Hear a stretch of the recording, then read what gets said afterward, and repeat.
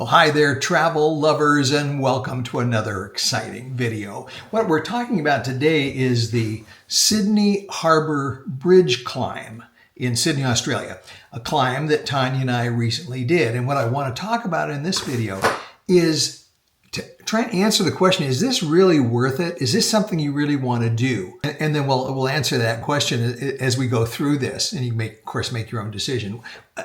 First of all, the Sydney Harbour Bridge is a beautiful bridge. It's iconic, and that word is so overused, but you always see it along with the Opera House, and you always see it at on New Year's Eve when the fireworks are going off all over the bridge, and it's really a spectacular sight. You know, we noticed several times before that there were people that were walking up on the bridge, and so we thought, wow, this would be a pretty cool thing to do. So we looked into it and we did sign up for it and do it.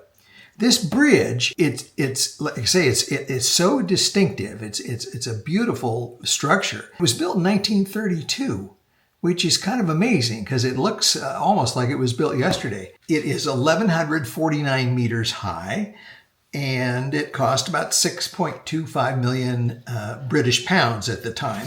All that sort of useless information, but it's really a spectacular structure. They started these bridge climbs in 1998. So this has been going on for quite a while now.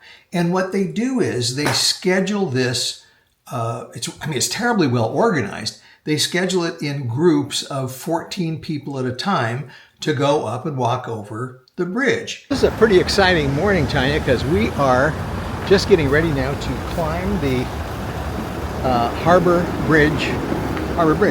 Harbour Bridge. Exactly. So every time at New Year's, when we see the celebrations and all the fireworks going off over the bridge, we'll know that we were there. We were just right up there, and we're just ready to go over here.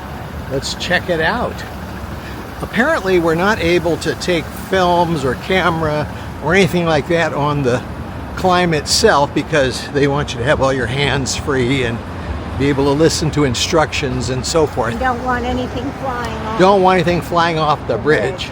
This is not the cheapest way to cross the bridge.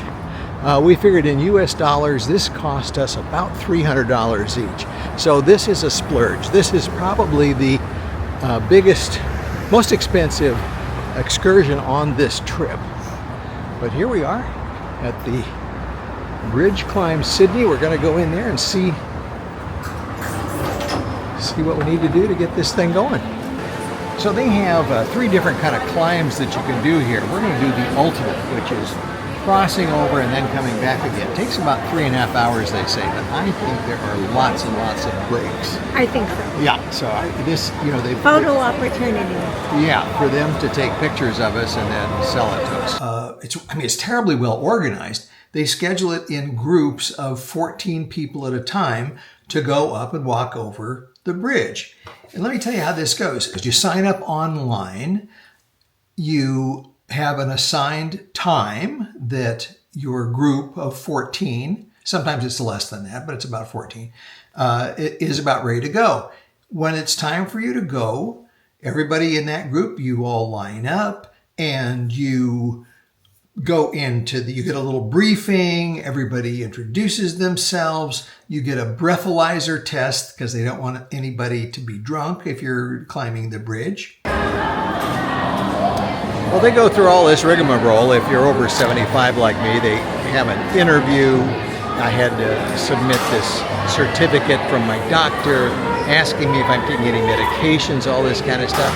And they say, oh, you know, this is quite a long climb, so do you feel fit today? Everything okay?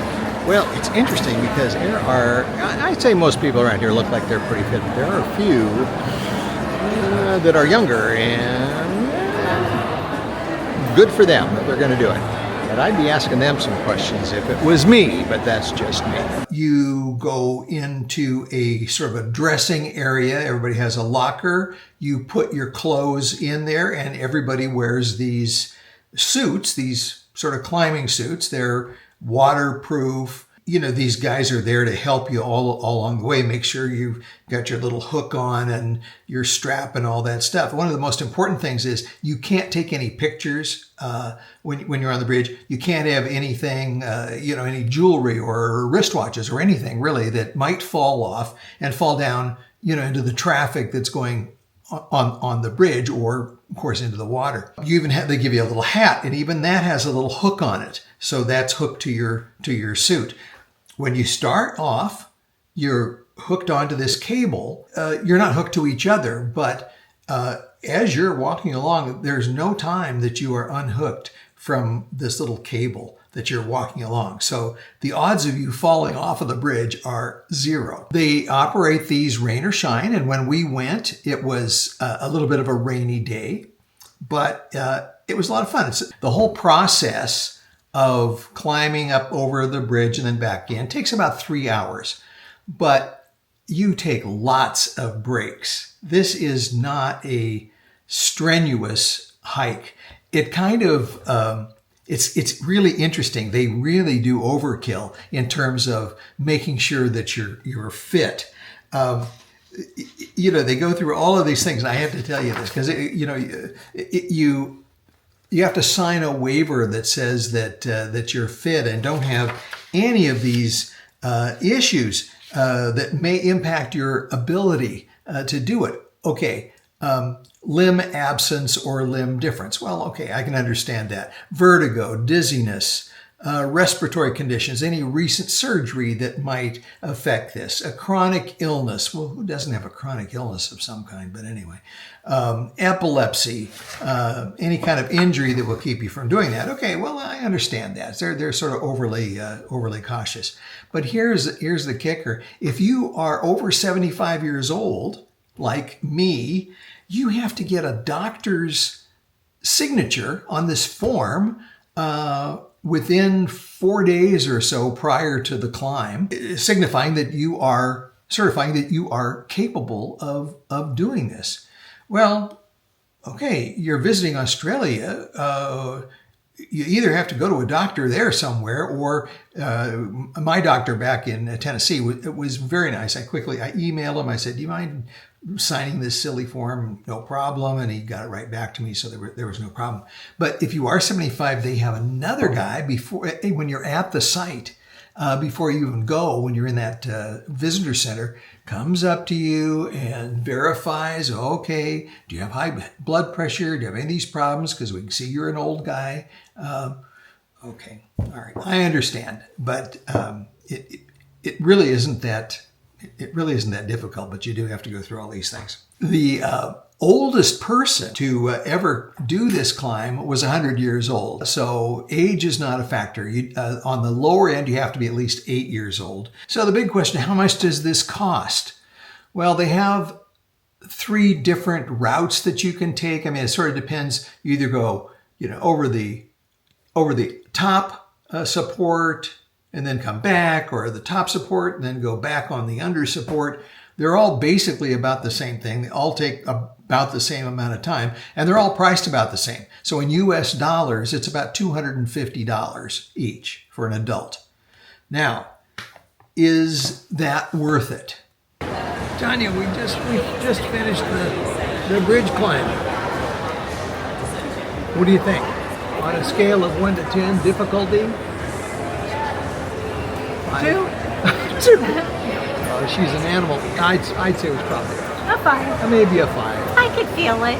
Yeah, we'll probably feel it tomorrow. Anyway, but not difficult at all. So, if you've got the money to spend and, it's something that you really want to do, sure, go ahead and do it. It's an experience that you can think about, and every time you watch New Year's on TV, you can say, hey, look, I was on top of that. If you're on a budget, don't bother. I mean, for a couple, it's $500 to do this, and if it's just getting a good view of Sydney, there are other places. There's a pylon area that's by the bridge there that you can walk up there and take a look. And I mean, the view is not quite as spectacular, but it's not that different. Tanya and I ranked the difficulty of this climb at about maybe I was going to say a 2, but that's not right. Maybe a 4 on a scale of 1 to 10. So there you go. If you can afford it, you want to take the time to do it, yeah, go ahead. It's worth it. You know, there are a lot of other fun things you can do too without doing that, but it's sort of the bragging rights. So there it is, Sydney Harbor Bridge climb in Sydney, something you might want to consider. That's it for today. See you in the next video.